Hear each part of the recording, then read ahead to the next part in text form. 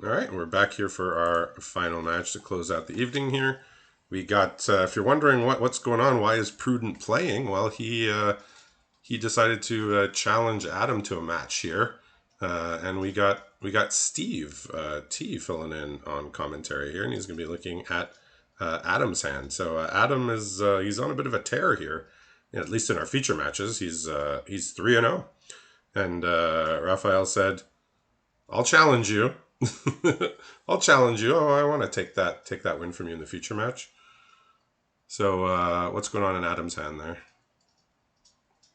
All right, he kept a 6-lander with 4 lands, or 6 card hand with Yeah. 4 lands, Brave to the Wilds, and stockpiling Celebrant here. Got all Okay. his colors though. So that sounds like it's a bit of a different deck than we've seen. So we saw him in the first 2 weeks. He was running a Sultai deck, heavy on Marching Machine. He cut down to just green black, I believe, for last week, and now he Okay. looks like maybe he's folded in some more colors here. He's at least 4 color here. All right, so he went from 3 color to 2 color to possibly more.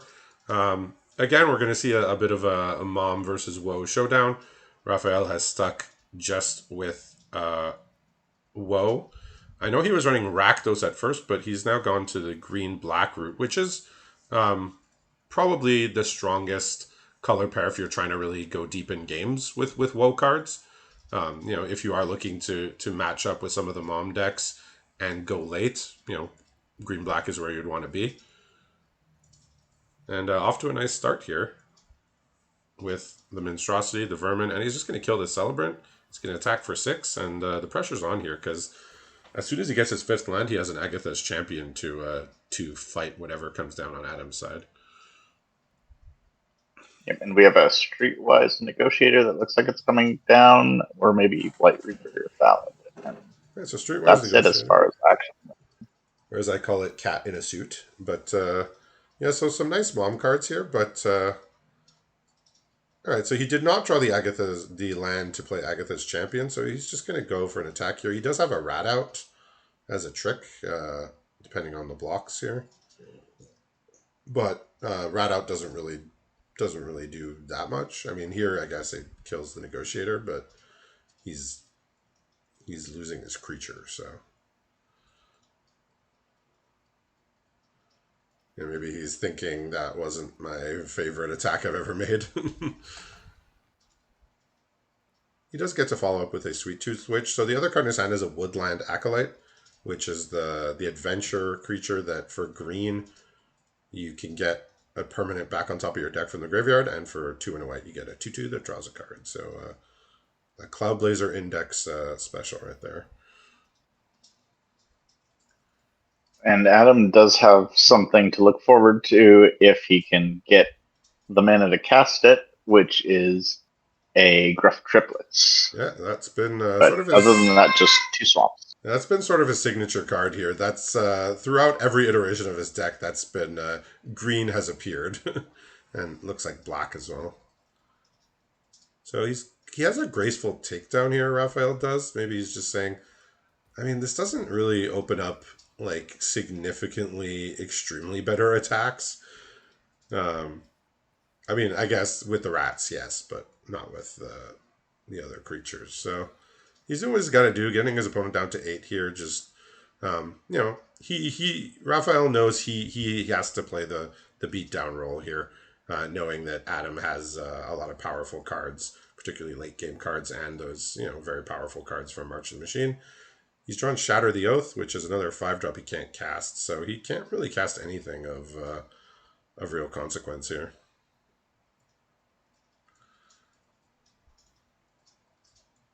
So Adam says, I'll trade 1, but I need to leave the other back to block your Monstrosity next turn. And he drew a Deadly Derision, which will kill something and let him cast the triplets next turn. Yeah, so interestingly enough, um, Raphael can actually he can use the Woodland Acolyte Adventure to put the Sweet Tooth Witch back on top if he wishes.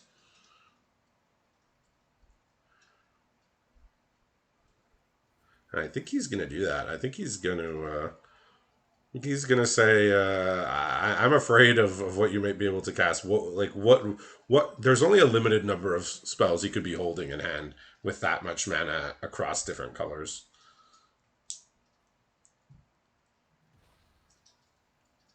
The thing is, he needed to attack with the Monstrosity here to get him down to 2.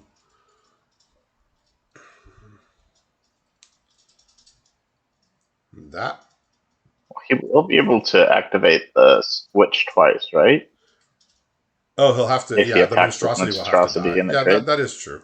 I would have kind of just liked having the Monstrosity die so he just could guarantee get his opponent to 2 and have 2 foods.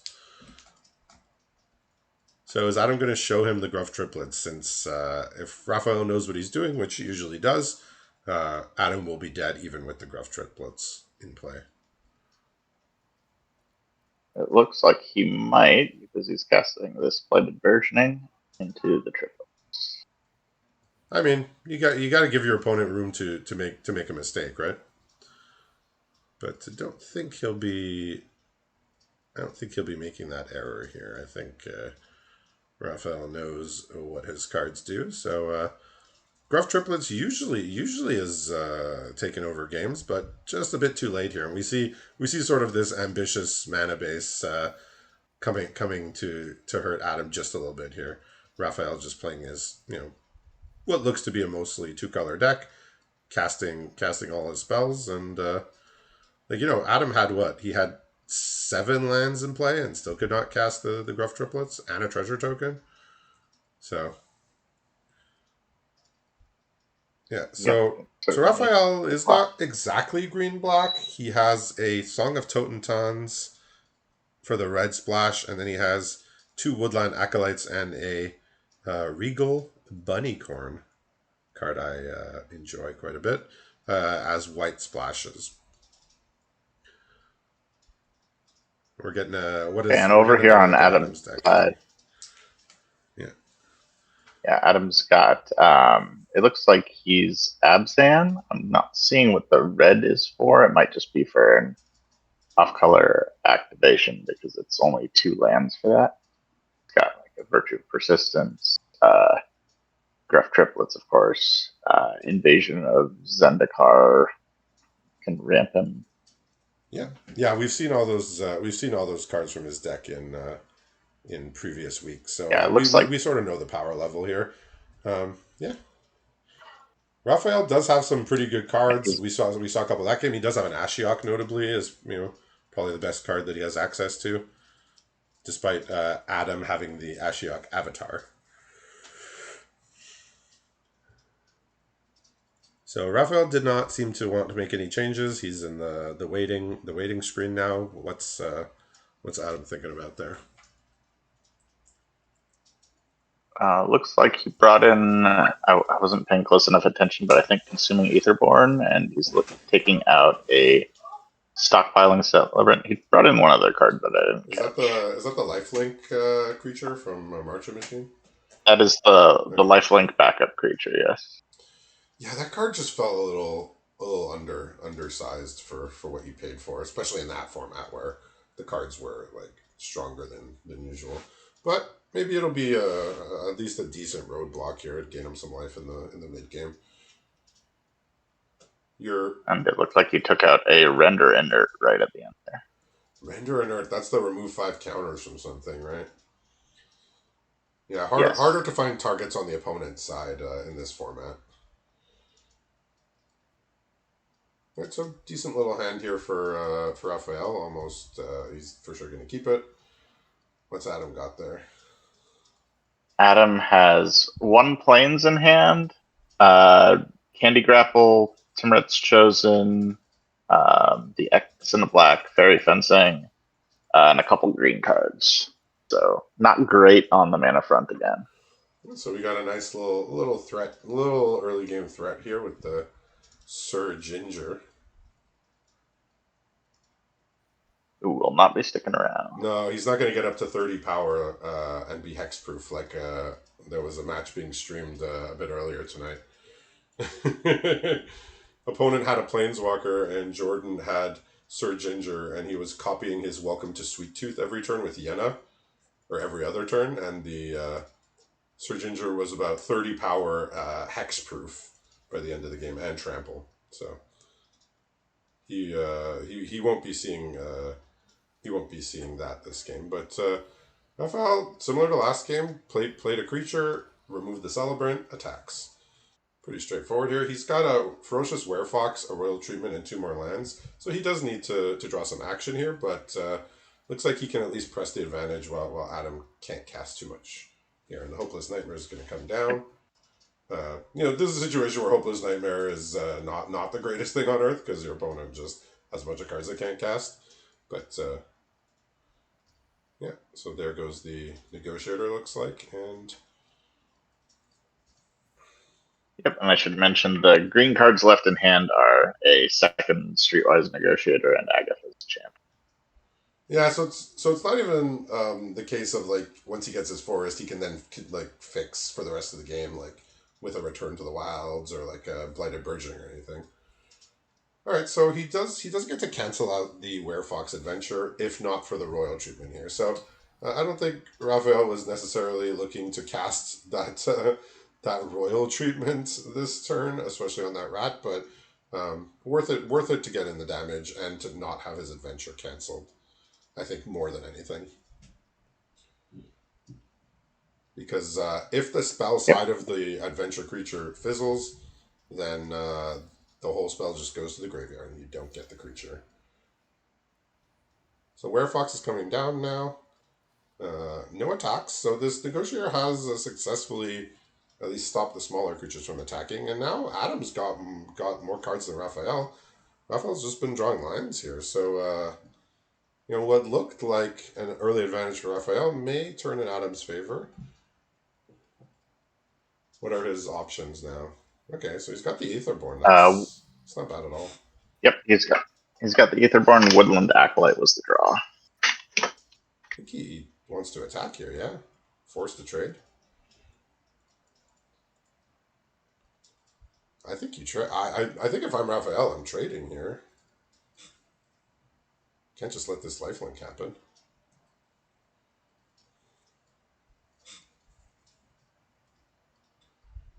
Let's see what he decides here.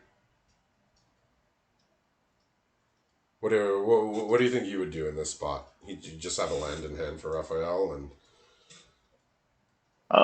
I think I wouldn't block. okay, Um, yeah, I'd like to be able to attack while still holding something back to trade with the Aetherborn.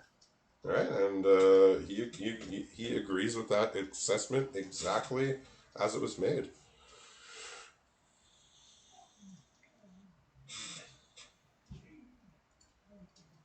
Raphael's got to be pretty happy about this. I mean, the Aetherborn did get cashed in for 6 life, so pretty decent here. Unfortunately, just another land off the top. So this is quickly getting in a bad spot for Raphael. He does get to scry 2 here at end of turn, but he needs to get some spells here. And here we have the Acolyte Okay, coming down, bringing back the Lifelinker that's going to be in some the more future. life gain here. Right, he sees a Minstrosity in a swamp, and Minstrosity is definitely not a land, but he absolutely does not want it here. So both go to the bottom. Right, Woodland Acolyte. So it's the Build Your Own Gravedigger Woodland Acolyte.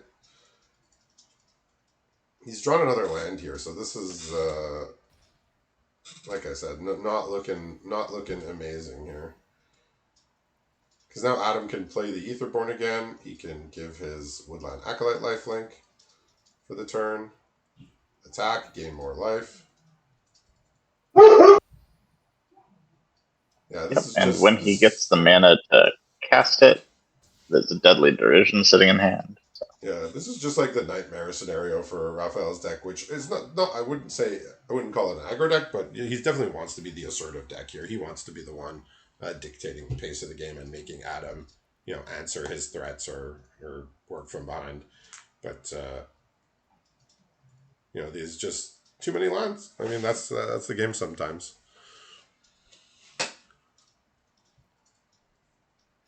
Yeah, Adam's going to be pretty happy attacking with both, and Rafael just takes it. He says, I need to attack you back. Here's Finn the Fangbearer, so that's going to be an annoyance here.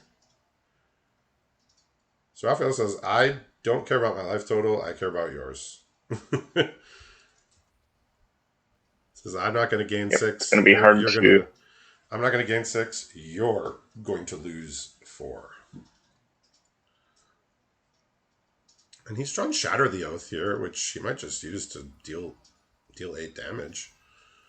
Yeah? Alright.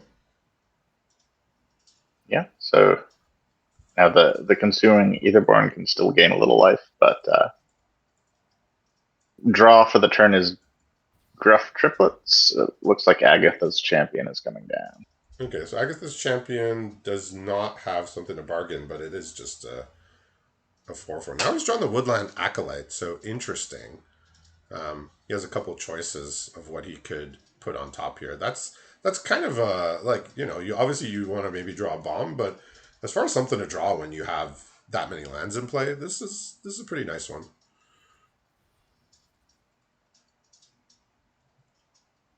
So deciding probably not getting Sir Ginger, so deciding then between Werefox and Hopeless Nightmare. Probably will want the Werefox.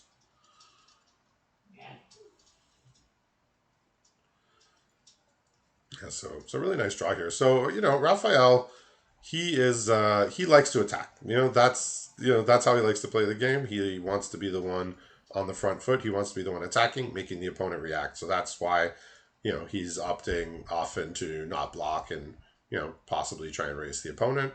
That's how he likes to play the game. That's where he feels comfortable. And here come the attacks.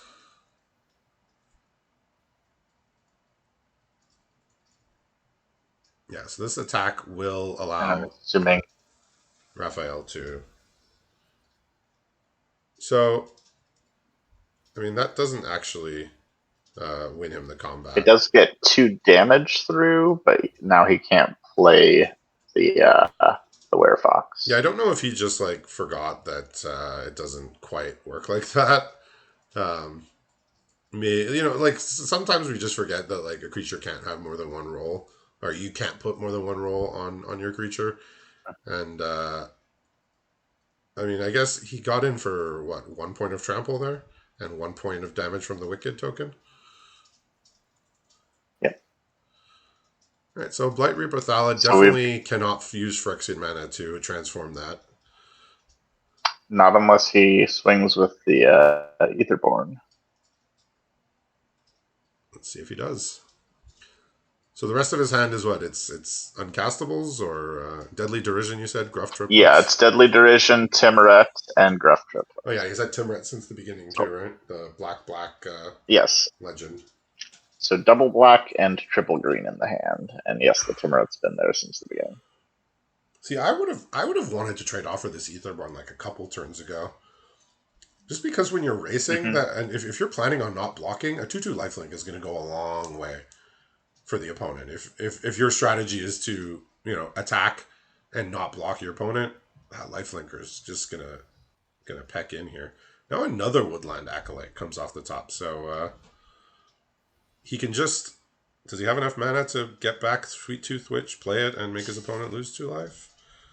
I think he's going to Yes. be 1 short. He has a land in hand, right? Did he play a land? Oh, okay. He's got the land, No, so he's not played land. he played. I might have blocked in some of those occasions, but he said, "I want to. This is how I want to direct the game. I want to be aggressive. I want to play to the outs that let me win the game, and that was one of them." So looks like Rafael's taking the win here. He ends the mighty winning streak of Adam. So congratulations to him, and we'll see him back in the booth next week. So that's it for now.